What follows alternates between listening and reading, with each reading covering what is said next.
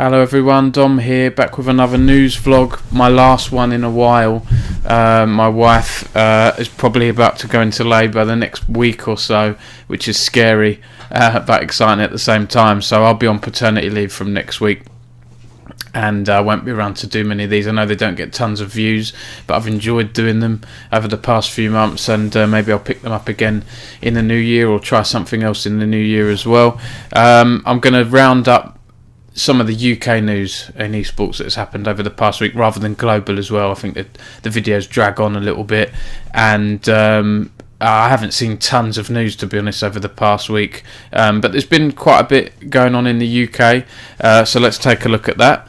First up, we've got some new champions. I spoke the other week about the Navi, mainly UK roster, winning in Rainbow Six, the Pro League, and now we've got, okay, not the biggest game in the world, Brawl Stars, a mobile game, but this tournament did have a $250,000 prize pool, nothing to be sort of brushed aside. Nova Esports, an all UK roster as well. This is a trio of UK players who've won the tournament, and so we've got some new UK world champions. The team consisted of Tom, Spen and Carulian.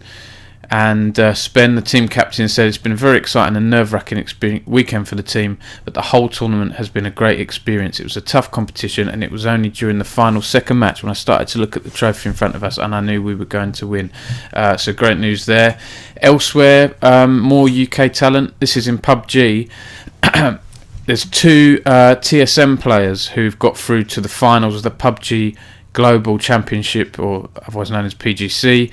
The finals are taking place this weekend in Oakland, and we've got a good article on the site which the TSM players retweeted, so thanks to those guys. It's a great article written by Jamie Wooton, one of our writers, and just looking at the UK talent, recap of the semi-finals, some really good clips in there, and looking ahead to the finals as well, so we'll have some coverage around the finals in Oakland. Good luck to TSM and the UK players there. Hope they do well. We've got some good British talent in PUBG at the moment. We've also got hosts as well, Pansy and Richard Sims, of course, do some of the casting for PUBG tournaments. And so yeah, the two TSM UK players are Rory and Michael, and we've also got a British coach for Tempo Storm, Ben Microstar Kyle. Elsewhere, the University of Chichester over the past week, they put out a new study found that pro esports players face the same psychological pressure as physical athletes. And this is interesting. I, as someone that follows esports closely, yes, I already know that esports players have an immense amount of pressure, especially at the higher levels, going into tournaments at LANs and things like that. But this is quite an interesting report. I had a flick through it, and it's good. We're getting more research like this, academic research into esports. Some more detailed findings, I think, are always welcome. And of course, at the University of Chichester, they have a great course leader, Rams Singh, aka R2K, a former pro gamer at Dignitas. So universities are taking more and more strides. We've spoken about universities in the UK sports quite a bit. I'm just going to explain, if you're wondering at the start of this video, why the hell are you wearing a coat, Dom?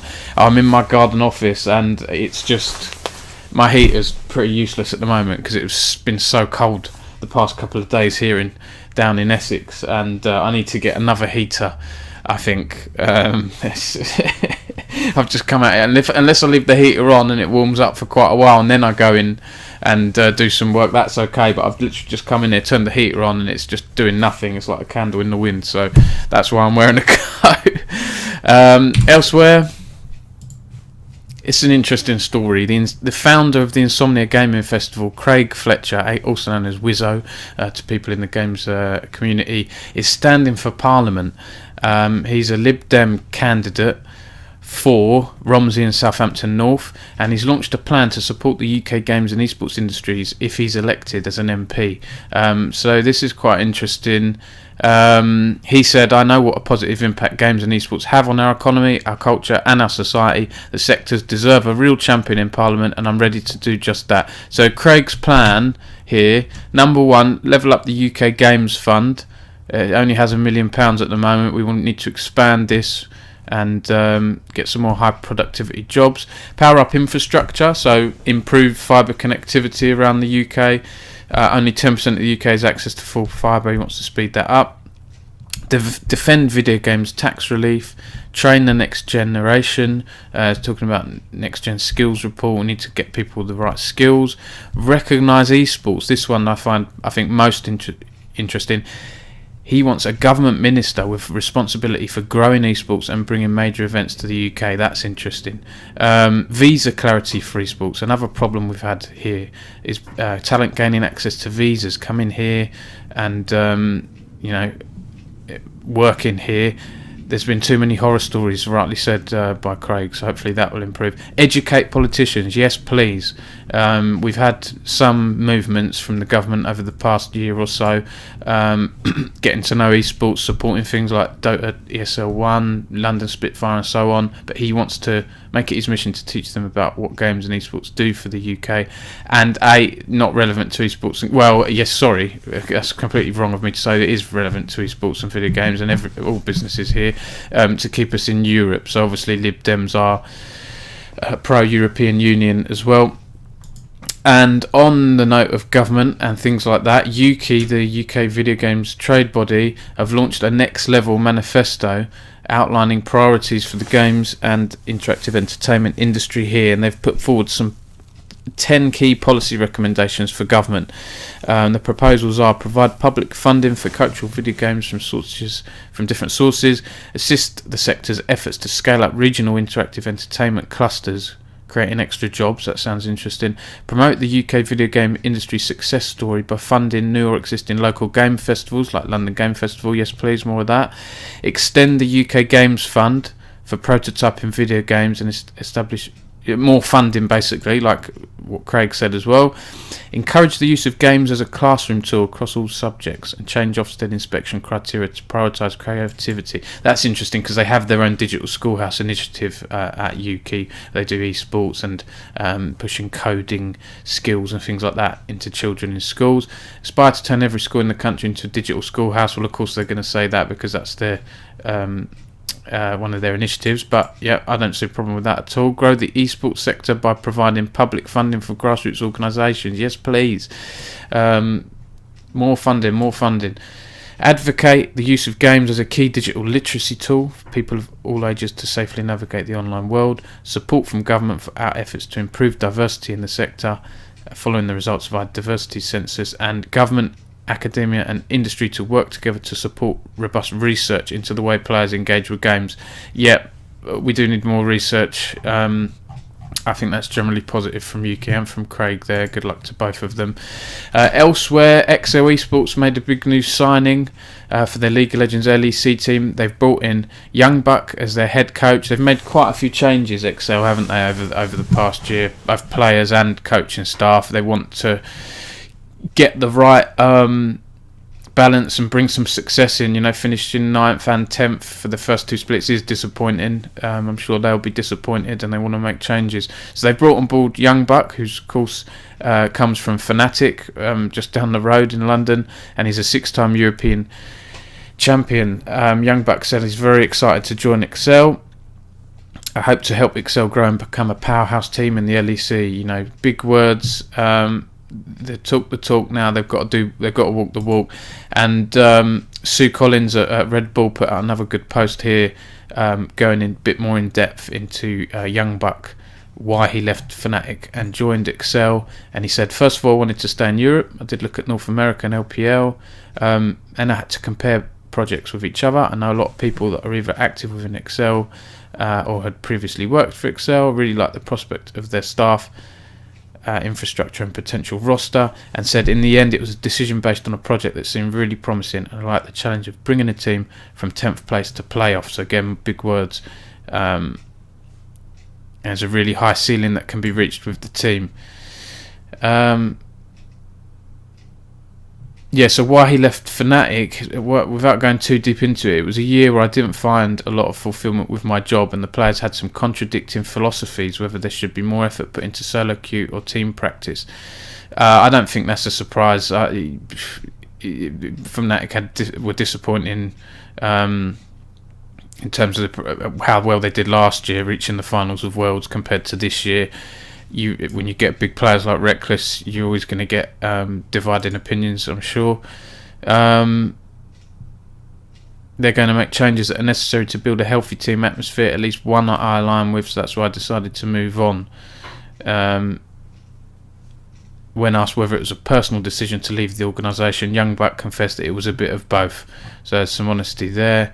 And there's more in-depth stuff in the article there, and other things with Excel. Go check that out. I've just closed a window stupidly. This story is... I was surprised when I saw this, to be honest. So Method signed a World of Warcraft name. The Jokered, who became the first to reach the level cap in WoW Classic a few months back, and he was with the team for no more than 2 weeks before being booted off for ninja looting in World of Warcraft. Now, when I wrote this article, I thought, well, he's been pretty dickish here. He didn't need to ninja loot that, but then in hindsight, I've looked at it. He's on a North American server. Not that that's got anything to do with it, but it's a pickup group raid, and he's the master looter. Now, if you've got master loot rules and you're going into a pickup group raid, if I'm going into a random pickup group and one person who I don't know, or even if I do know, has master loot rules, no matter what that person says, I'm not believing I'm going to get fair loot, because it's master loot rules, and it's not a guild that has established rules. That being said, I think he was wrong to do what he did? Yes, but more than that, like, it's an ego thing for him. And I'll look at some of the quotes here. He said, like, why he's done it. Where did he say here?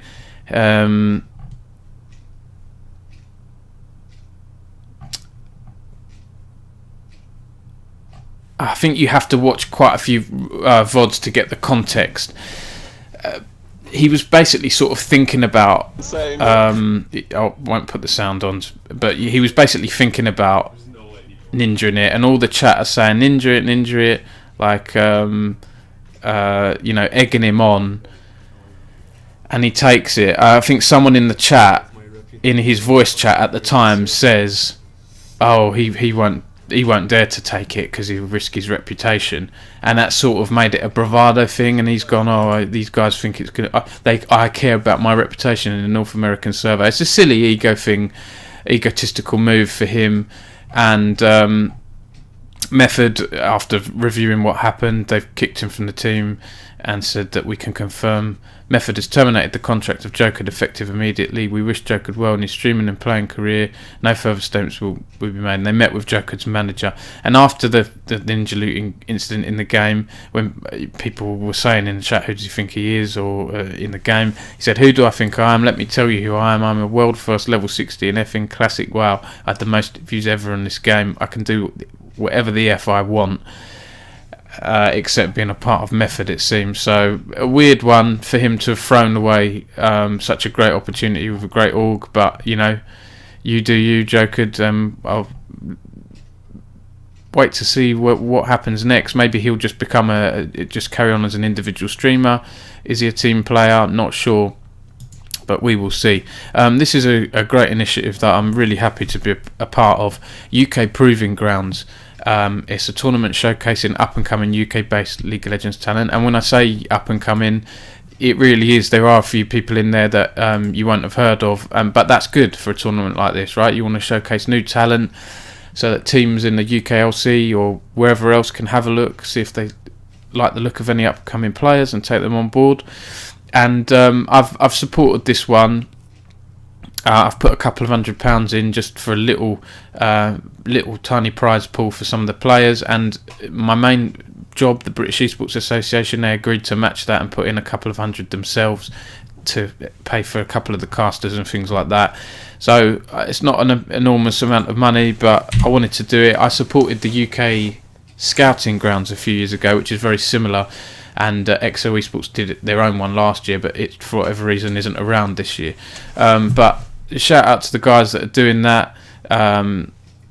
Through Me, Wise Traveller, Manimal, and the casters as well, of course, Doctor, Viperon, Governor, Jamada, and the Sarge. So really good stuff. And these matches are going on.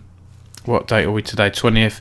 Also going on the 21st of November, 25th, 26th, 27th, and the final on 28th on Twitch. And the Twitch is twitch.tv/UKPG So go check that out. Been some good, interesting plays and things like that so far. And good luck to everyone taking part in it. We actually had a guest post from Through Me, looking at 10 League of Legends players to watch in the UK Proving Grounds, and I saw a few people moaning on Twitter about, oh, they've missed this person out, missed that person out. It's a list of 10.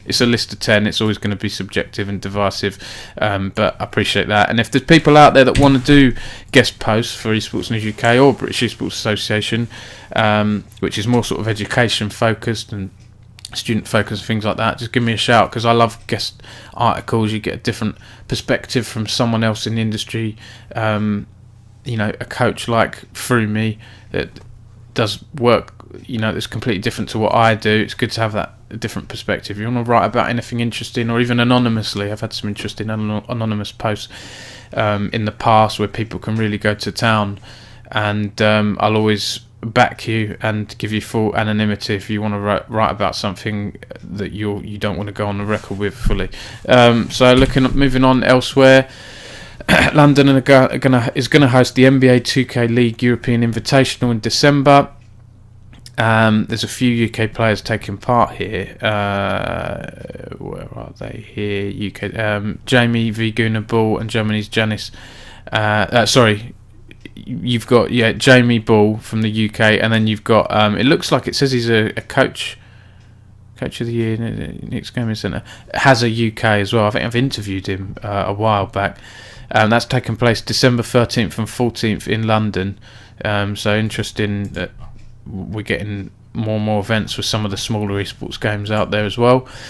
This is an interesting article written by one of my writers at Esports News UK. Shout out to Megalodontus. He did an article looking at the rumours and some of the early moves as we're in the free agency rat race, as he calls it.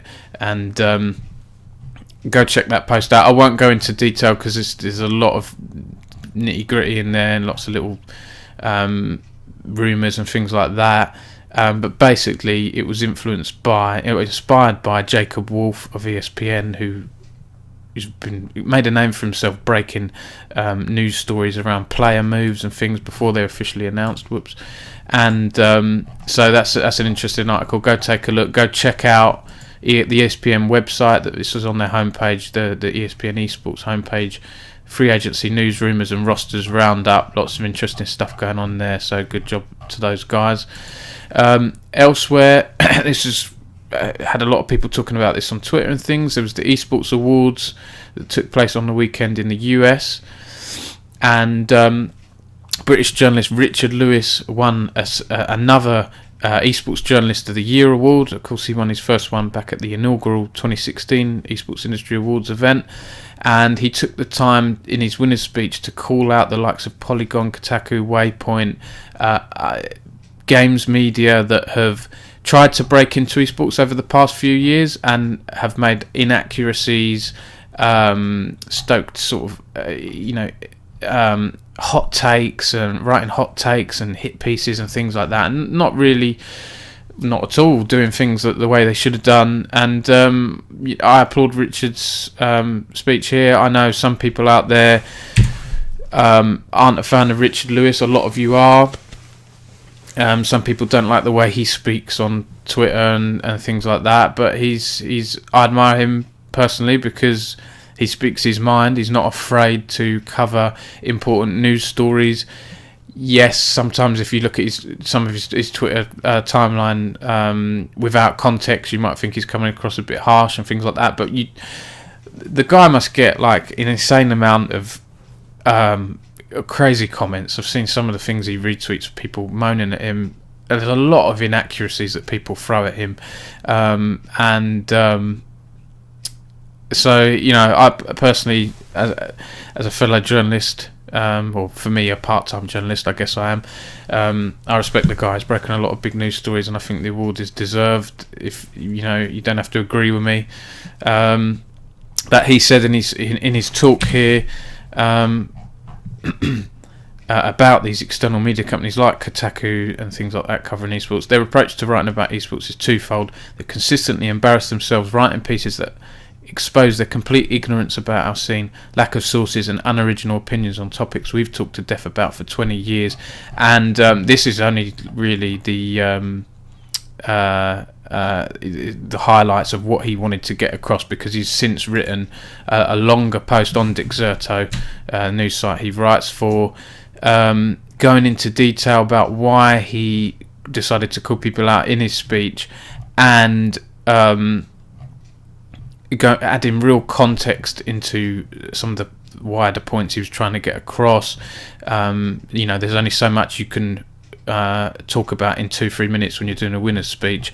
This is an interesting article. I encourage you guys to read it, because I thought it was quite interesting. And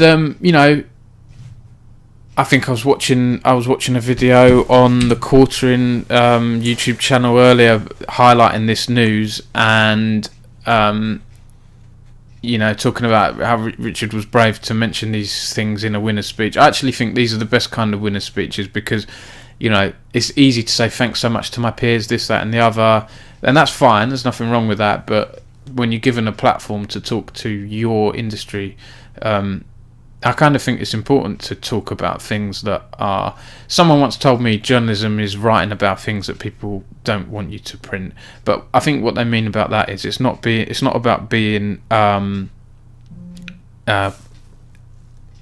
contrary on purpose and cynical just for the sake of being contrary and cynical. It's writing about important topics that people don't want to write about. I wrote about... someone recently who I felt wasn't acting professionally, and sent me some nonsense and blocked me, and I thought that's a really unprofessional way of doing things, so I wrote an opinion piece on it. And when I wrote the opinion piece, I had loads of people DMing me. I haven't had my DMs blow up so much overnight, saying thanks Dom for writing that, you've touched on something that a lot of people were afraid to talk about, or were didn't want it to harm their reputation or anything like that. And Richard does that on a bigger level. I only write about the UK scene. Covering esports globally is not easy, because there's so much stuff going on. But anyway, I've waffled enough on that. Go check out Richard's article and make up your own mind about it.